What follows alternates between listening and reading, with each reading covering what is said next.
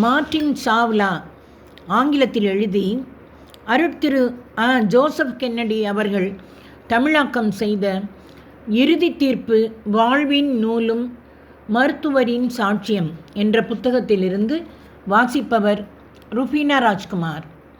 இயல் 2. நான் விழத் தொடங்கினேன். என்னை வெளியே விடுங்கள். நம்பிக்கை இழந்து அலறினேன்.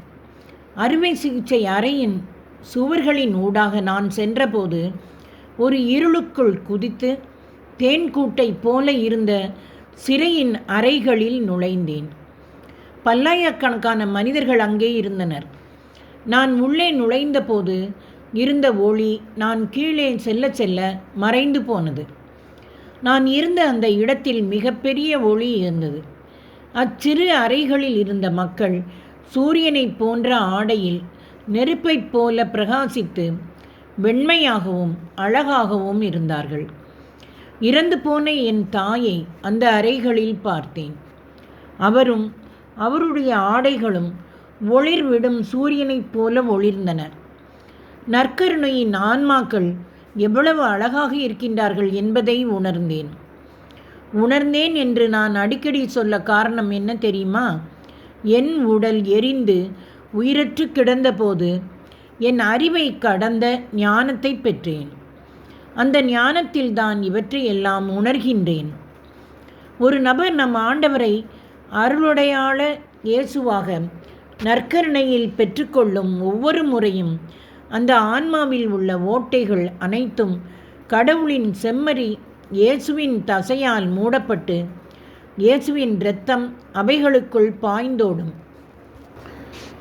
பீடத்தின் அரியணையில் வீற்றிருக்கும் நற்கருணை பேழையிடம் செல்லும் ஆன்மாக்கள் மிக அழகாக சூரியனைப் போல பிரகாசமாக ஒளி வீசுகின்றனர்.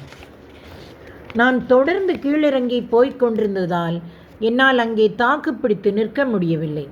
நான் கீழே இறங்கிய போது உருவம் இழந்தவர்களாய் இருள் நிறைந்த மனிதர்கள் அங்கே நகர்ந்து கொண்டிருப்பதை பார்த்தேன். இன்னும் கீழிறங்கி சென்றபோது துர்நாற்றம் வீசத் தொடங்கியது. அதிலும் மிக மோசமான துர்நாற்றம் என்னிடமிருந்துதான் வெளியேறியது. நான் முதன்முறையாக என் ஆன்மாவை பார்த்தேன். நான் பெயரளவில் கத்தோலிக்க கிறிஸ்தவர். என் ஆன்மாவை நான் பார்த்தபோது சகோதர சகோதரிகளே, பைத்தியம் போல கத்தினேன். ஏனெனில் ஒப்புரவு அருளடையாளத்தில் பாவ மன்னிப்பு பெறாத ஒரு ஆன்மா எவ்வளவு பயங்கரமாய் இருக்கும் என்பதை கண்டுணர்ந்தேன். எனக்குள் இருந்த எல்லா பாவங்களும் என் ஆன்மாவுக்குள் நகர்ந்து கொண்டே என்னை பார்த்து சிரித்தது, கூக்குரலிட்டது. அது நரகம் போல் இருந்தது. என் தாய் சூரியனைப் போல ஒளி வீசினார். நானோ அருவருப்பான மிருகத்தைப் போல காணப்பட்டேன். பாவம் என் உருவத்தை சிதைத்திருந்தது. அதனால்தான் பெண்களை காக்கின்ற பெண்ணியவாதியாக என் வாழ்க்கை முடிவு பெற்றது. குளோரியா போலோ யாரென்று நினைக்கிறீர்கள்? பத்திய கிறிஸ்தவர். என் வாழ்வில் எல்லாமே பத்தியம்தான். உடம்பு வைத்து விடக்கூடாதென்று உணவிலும் ஏனோ தானோவென்று கத்தோலிக்க வாழ்விலும் பத்திய கிறிஸ்தவர்கள் என்றால் யார் தெரியுமா? எப்போதாவது ஞாயிறு திருப்பலிக்கு செல்பவர்கள். ஞாயிறன்று மழை பெய்து விட்டால் நான் திருப்பலிக்கு போவதை கடவுள் விரும்பவில்லை, அதனால்தான் மழையை அனுப்பிவிட்டார் என்று நான் சொல்வேன். தொடர்வோமா நண்பர்களே?